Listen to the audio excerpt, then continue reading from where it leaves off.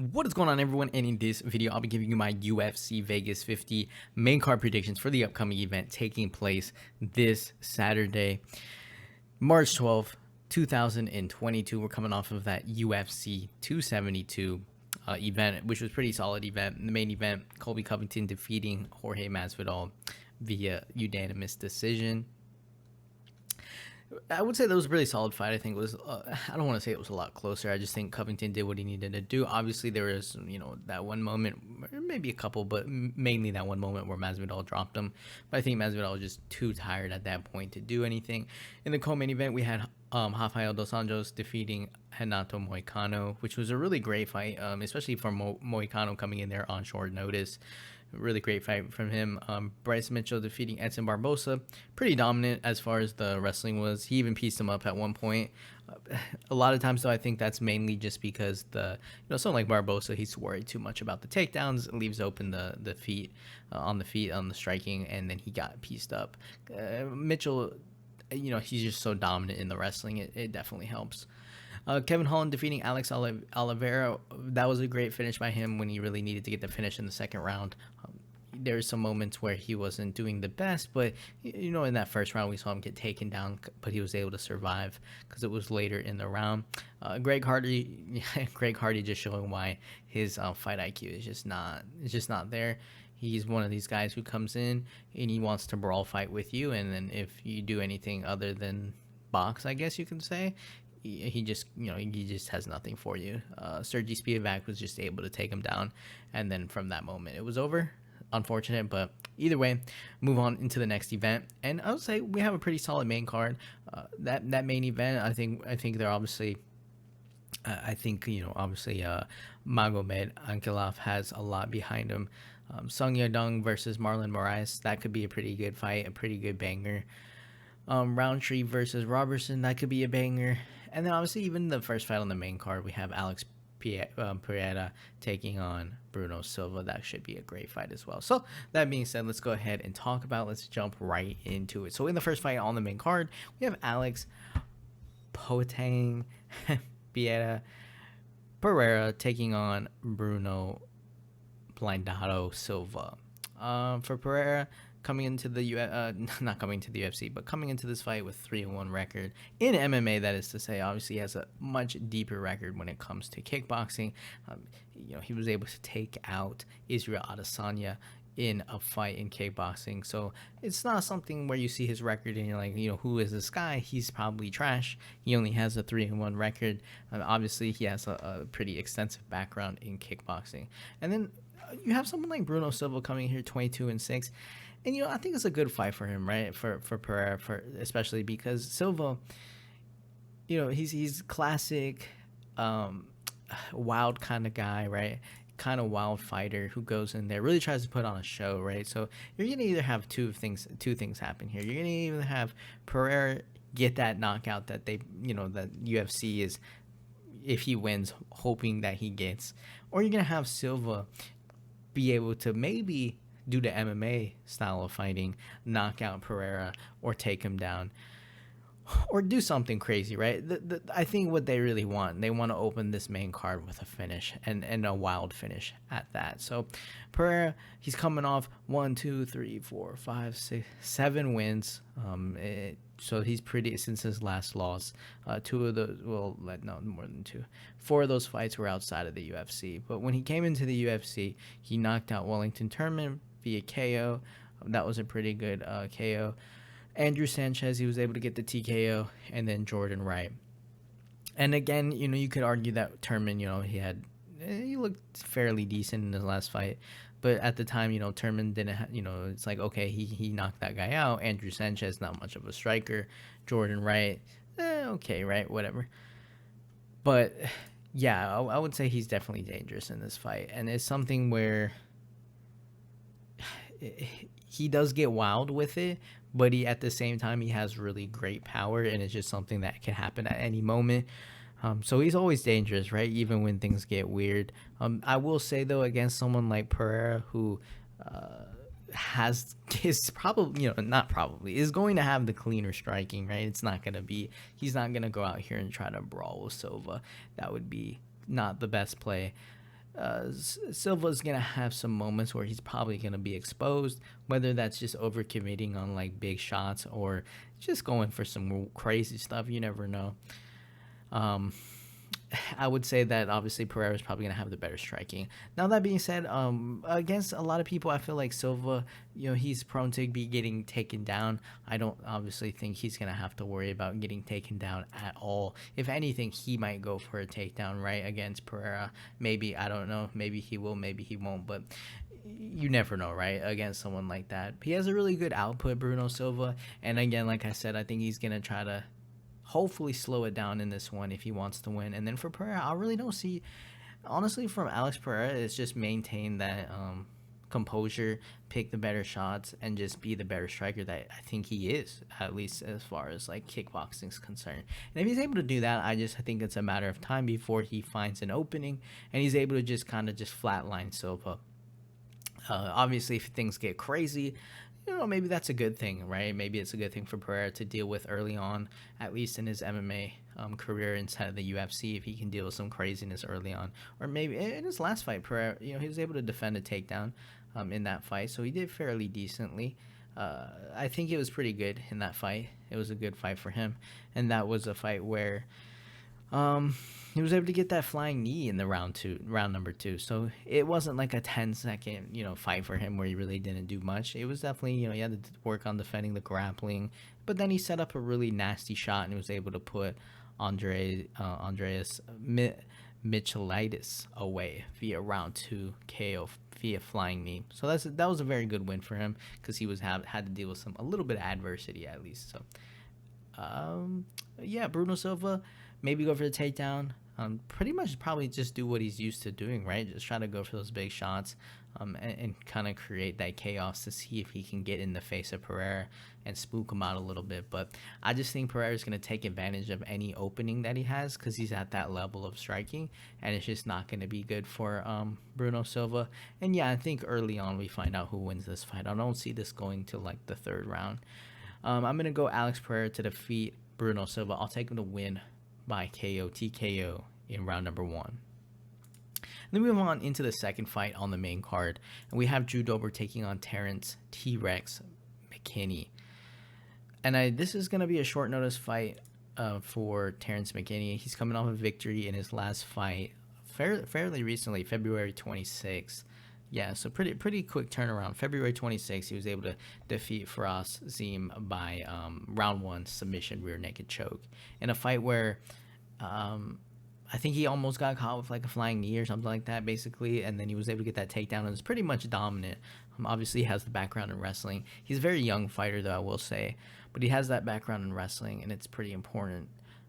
It's definitely pretty important for him because it's one of those things where he can kind of rely on that if everything else goes to shit. But I would say his striking is fairly decent as well. We haven't really seen that. We didn't get to obviously see that in his last fight, but Terrence McKinney's striking is good as well. We saw that against Matt Frivola, where he had some pretty fast hands in that fight. And even though the fight only lasted 7 seconds, it was a pretty decent fight as well. We saw how fast his hands can be. Now, he obviously got KO'd in July 23rd of 2019 by Sean Woodson. That's not a good look, but coming off of some crazy stuff and having to deal with some other stuff, I think he's definitely improved, and I think he's ready to take full advantage of this. Drew Dober's coming into this fight 23-11. In the last fight, he lost to Brad Riddell via decision. He's pretty dangerous, though, I'll say, Drew Dober. In that fight, they definitely went back and forth. Brad Riddell was able to get some takedowns on him. Probably that's why he lost that fight via decision. Dober definitely ate some shots in that fight as well, but he was able to land. When he gets in close, Drew Dober, he's able to land these really nice hooks, and he can definitely put someone down with it. And I would say he can brawl with someone because he has a really good chin. But he does use a lot of energy, right? So he's a pretty thick guy, right, for his size, and for 155 at least. I think, what is this going to be, at 160 again or something like that? So it's a short notice fight. So who knows, right? Who knows what happens? But I would obviously assume if Dober's able to start landing those shots inside, he could be dangerous. But I do think McKinney's going to have like a speed advantage, and that wrestling might work to his advantage. But at the same time, it's on short notice, so I'm not really sure if that's going to have any effect. maybe probably the faster fighter is going to be McKinney. I would say maybe though, like the harder hitter, if he can do it, would be Drew Dober. That being said, though, I'm not too sure how Dober's, how he's going to look for the takedowns. McKinney probably is going to be able to get a takedown on him, if not, multiple takedowns on him. And I wouldn't underestimate Terrence McKinney's striking as well, even though Drew Dober definitely can smash and hit pretty hard. He has pretty good volume at 4.38 strikes landed per minute, but he also absorbs a decent 4.08 strikes per minute as well. So we really have to see how that's going to go. And granted, like I said, it's on short notice, so you never know with these kind of fights, right? McKinney could go out there and starch him in like 1 second or something, or 5 seconds again. We really don't know. I'm looking for more of a dragged out fight because I do think Drew Dober is tough. I just feel like McKinney's wrestling, and then I feel like he's just going to have a speed advantage, and he's just going to be able to land the better strikes and possibly get multiple different takedowns and kind of just play it safe. It is short notice. He might be fresher just because he's fought recently. So I'm going to go Terrence McKinney. I don't know if McKinney's going to be able to knock out Drew Dober or something like that, just because I think Dober's pretty solid. As far as not getting finished as of late. His 2 losses are via submission, so I guess in his past like 8 fights or whatever. So yeah, I guess you could say maybe he loses via submission, but I'm not gonna take McKinney by submission. I'm gonna go Terrence McKinney. I think he's gonna win. I'll take him to win by a decision. Move on into the next fight, and this fight's pretty good as well, right? Just because I think someone else is getting finished, as long as it doesn't go all 3 rounds. And you have Cahill Roundtree Jr. taking on Carl Robertson. 10-5, 1-0 contest for Roundtree, and then 9-4 for Baby K. Pretty much the same record if you really give or take a fight. Obviously for Roundtree, I think he's gonna be the harder hitter. We've seen him definitely take some damage in a lot of his fights. He used to have that style of just go out there and either finish someone or get finished. Yeah, I mean, it made for exciting fights, but it made for at least 5 losses for him. In his last fight against Modestas, he was able to get that fight via that like side kick to like above the knee, basically, not the knee, I guess the thigh, and he kind of kicked in his leg basically. Which is a valid tactic, and he was slowing down that fight. I would say he was definitely able to slow down, and still land some pretty heavy shots early on. I mean, Roundtree is going to be dangerous early on, no matter what. Really, it's just a matter of like, if he's able to, slow it down a little bit, fight a little bit smart, and then throughout the fight, start to just pick better shots, and maybe just adding more things to his game, right? Maybe adding more diversity in striking to his game versus just loading up on every shot and then gassing out horribly in the 3rd round. But I do think he's obviously working on that. So, but anyways, like I said, early on, Roundtree is going to be very dangerous. And for Carl Robertson, obviously a background in kickboxing, I would say he's going to be probably the more tactical striker, right? The guy who's trying to land the head kicks. He's going to go to the body with the kicks. He's going to be in and out a little bit more. But he definitely can. He definitely can be hit.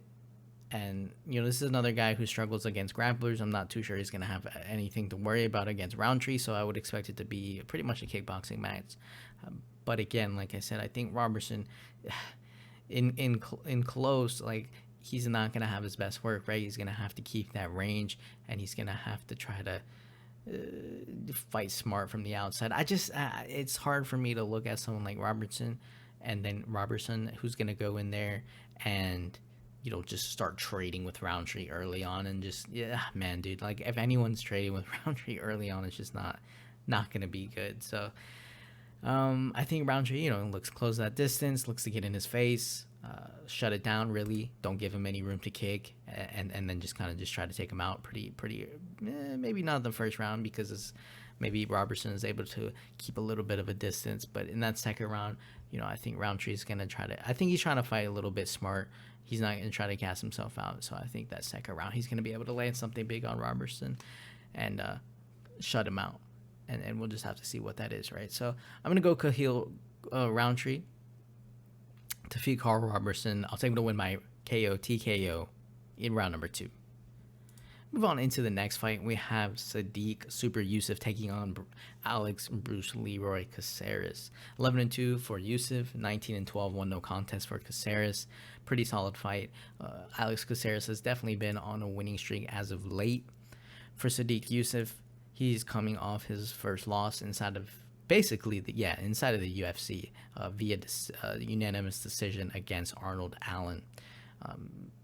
Probably again due to getting taken down, even though I think he did fairly decently on the feet. Against Andre Fili, he got taken down 3 times, but he still was able to win that fight. I think better striking, 73 strikes, 249. Against Gabriel Benitez, he showed his power in that fight. He was able to get that KO TKO in round number 1. So I would say he's definitely a solid fighter on the feet. He might struggle with the grappling, and that's something to be a little concerned about, especially against someone like Caceres, where we saw Caceres pretty much get, he did get dropped in his last fight against Sung Woo Choi, but then he was able to, find his way to a round. Was it a round 2? I believe, it was a round 2 rear naked choke. So he was able to come back in that fight. He has pretty solid cardio, great, good left straight. But I think that grappling, right? He has that ability to just snake you real quick, hop on your back, lock in that rear naked choke, and just try to get that submission finish. So he's always dangerous, especially if you give up a little bit of a position. He doesn't really need much. On the feet, I would say, is where he doesn't do the best work. Yusuf, I would say fast hands, good power, good volume. On the feet is probably where he's going to do his best work. He needs to stay off the fence, right? No grappling with someone like Caceres, because you run that risk of just getting snaked, really, and he ends up on your back. Yusuf closes the distance well, I think, and he overextends just a little bit. But I would say overall, I think he probably will be the better striker. And I think if he can not make any mistake, which is it could be a hard thing to ask, right? Because if at this level you make one little mistake and it's over. But I think Yusuf can pretty much beat him up on the feet. I actually expect him to beat him up on the feet, and if he can do it good enough, I think he can avoid getting taken down and not he has to fight smart too, right? He can't come out here and just basically blow his cardio in that first round, because that's when Caceres is going to start looking for the submissions in the second and third round. So I think Sadiq Yusuf's going to have the better striking. I think he can probably hurt Caceres as well. But we're just going to see how bad, right? But I'm going to go Sadiq Yusuf on this one. I think he can pretty dominantly. It's scary, but I think he can close that distance, get in his face, not give Caceres any room to breathe, and have the better striking, avoid getting snaked, and win via decision. So I'm going to go Sadiq Yusuf to defeat Alex Caceres via decision. I think it'll be a tough fight. Let's move on into the co-main event of the evening. We have Marlon Magic Moraes taking on Song Yadong. 23-9-1 for Moraes, 17-5-1, 1 no contest for Yadong. This is a fight where Moraes, he's just not. I just don't think he's the same guy he used to be, right? He used to be kind of really good. I would say a pretty good top level fighter, and it's not to say that he's not anymore, really, but it's definitely like when he's fighting dudes that have power, or where he needs to survive a couple exchanges, he's just not able to survive the exchanges. Oddly enough, though, he beat Jose Aldo by split decision December 14th of 2019, but since then he's lost to Corey Sandhagen. That's a pretty good loss, right? Granted, though, he got kicked in the head and KO TKO'd. Rob Font, again, a pretty good loss, right? Someone you want to lose to if you're going to lose to someone. KO TKO in round number 1. And then he lost to Marib Dalvishvili via, KO TKO in round number 2. So he lost to Marab, and, he arguably was winning that fight, right? He had him badly wrong. He had him badly hurt, Dalvishvili. And then he kind of just lost it because he just gassed out, right? He used everything that he had, and then next thing you know, this dude's getting knocked out on the ground. So yeah, just not a good win for him. And he beat Aldo by a split decision, so you could argue maybe that went the other way. Got KO'd by Henry Cejudo. And then he beat in February 2nd of 2019. He beat Rafael Sansao via submission in round number 1. But again, where's Rafael Sansao right now? So he definitely doesn't have too many wins in his past fights. And he's one of these guys where he goes out there and pretty much gives everything he has on the feet, and then he just either gets KO'd or he's gonna KO you. But against these better strikers, it's just not gonna happen, I don't think. So when you look at someone like Sung Yadong, very patient. He has really good speed. He darts in and out, right? So he has that control. He has that distance awareness. Pretty good big right hand to a left hook. He sets it up fairly well. So he's very quick, man. Like, this guy can drop you. He has really solid power. He's gonna have to defend takedowns here, but just again, like Moraes, I just feel like Moraes is gonna probably try to brawl with him. Like he's gonna go out there and try to fight him, right? He's not gonna just run in for a takedown. So another thing that Moraes has to watch out for is just like getting absolutely destroyed fairly quickly. And then for Moraes, he has good kicks, but after he starts swinging and like if he can't finish you, it's over. And I just don't see him beating Yadong because I think Yadong's gonna just fight a little bit smarter, be a little bit faster, and just probably take advantage of a moment where Moraes is exposed on the feet and put him to sleep. And I think again, maybe that first round, maybe Moraes tries to fight a little bit smarter because he knows like if I get finished here or something, like that's 4 fights in a row. All by finish, I might be gone or something like that. So maybe he fights a little bit smarter in that first round. Maybe tries to grapple with Yadong. But I just think Yadong's going to be the faster fighter. He's the younger fighter. And I think he's just going to do a lot better in this fight than Moraes. And I think it's like a passing of the torch, right, really. So, yeah, I think Moraes, unless he's able to find a way to win a decision here, he's almost 10 years older than Yadong. I just don't think he's going to be able to get it done. I think he's going to get KO'd here. So I'm going to go Sung Yadong. I just think he's be the better, faster, just more technique, right? He's not going to just go out there and try to brawl and just, gas out in a matter of 2 minutes just because he was just throwing everything he had at Moraes. So I'm going to go Sung Yadong to defeat Marlon Moraes. I'll take him to win by KO TKO in round number 2.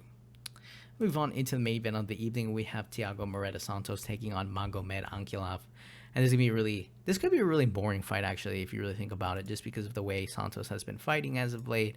And Ankalaev, not to say he's boring, but he might play into it a little bit, and it could just be kind of like the last fight, really, where we saw Thiago Santos get that win over Johnny Walker via unanimous decision. Really was not the most exciting thing anyone's ever seen.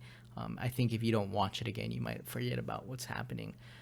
Johnny Walker was able to throw 48 significant strikes, and then Thiago Santos 44 significant strikes, and he still won a decision.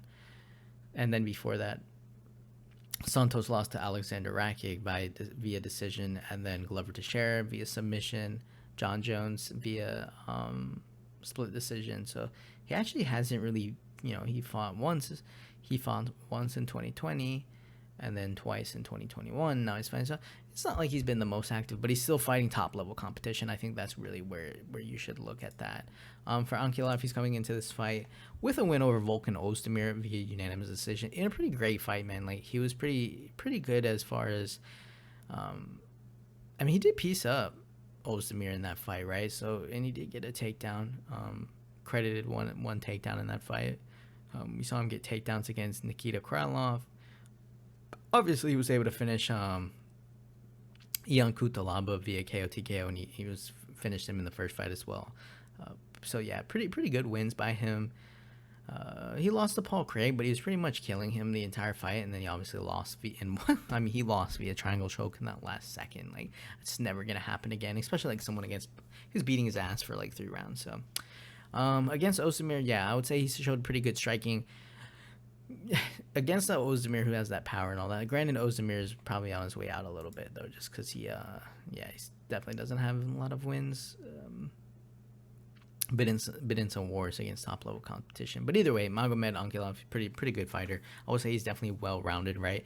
You think of these Russian guys and you think of them primarily going for grappling, and he does have that, but he's not solely reliant on it. And then his striking is very well rounded, very good kicks. He goes for a lot of high kicks.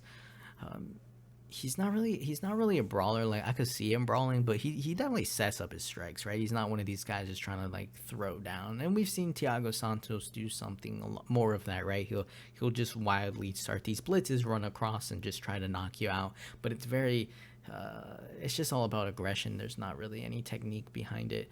He can throw some pretty nasty kicks though, to the body, to the head, so you have to watch out for that. But as far as like who's gonna be the cleaner striker, I think it's going to be Magomed Ankalaev, the one that's probably going to be the one not rushing across the octagon, like just throwing his hands out there.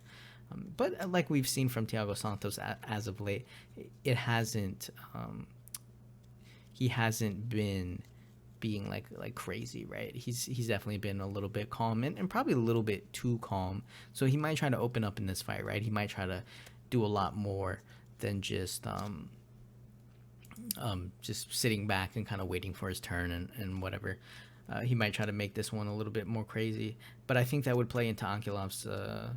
I think it would play into his game, right? I think he'd be able to counter that. I feel like if Santos gets a little too careless in this fight, just because maybe he thinks, I mean, he could fight a boring fight. He could sit back. He could wait for Ankalaev to come in, and then Santos is going to want to counter a lot of the stuff. But I just don't see that happening. I think Santos is going to try to go for it, and I think Ankalaev will be able to take advantage of something. He has to be wary though, because obviously, the higher the weight classes and the heavier the haters, the more you run that risk of getting KO'd. So I can see Santos definitely KOing Ankalaev if he's able to find a big shot or something like that. But I just think Ankalev's going to play this one safe, and just fight a really good fight. So he has to watch some blitz, obviously.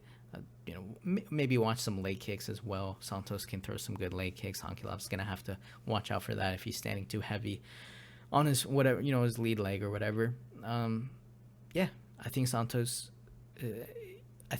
might not try to make this a slowed down fight, and if he does, I still think Ankalaev is going to be able to get a decision. I just think his striking is a little bit more diverse, and he might just be throwing more strikes versus Santos, who may not be having too much volume.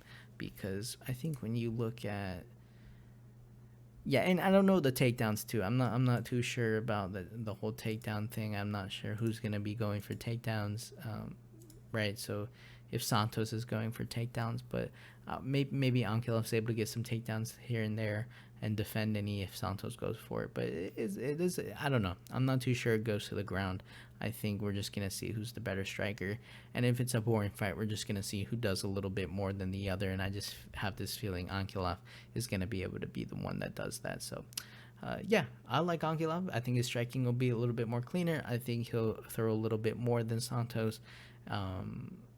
Unless Santos changes up his game plan and goes for something a little bit more crazy, gets back to his older self where he was brawling a lot more, and just kind of trying to get into this wild exchange. And maybe he finds a way to do that. But if Ankalev's able to just settle in and not have anything crazy coming out of Santos, I just see Ankalaev winning a decision here. So I'm going to go Magomed Ankalaev. I think it'll be a pretty solid fight. We'll have to see if anyone gets crazy with it, but I just think Ankalaev will be the better fighter over the course of 5 rounds. So I'm gonna go Magomed Ankalaev to defeat Thiago Moreta Santos. I'll take him to win by a decision. And so that'll do it, guys, for my main card predictions for the upcoming event taking place this Saturday, March 12th, 2022. Pretty good main card. These fight cards have been getting a little bit better, I will say. Not the best, but a little bit better each week, every time we have one. So we'll have to see what happens with this one. But thank you guys for watching. Leave your comments down below. Hit the like button, subscribe, and I'll see you guys in the next video.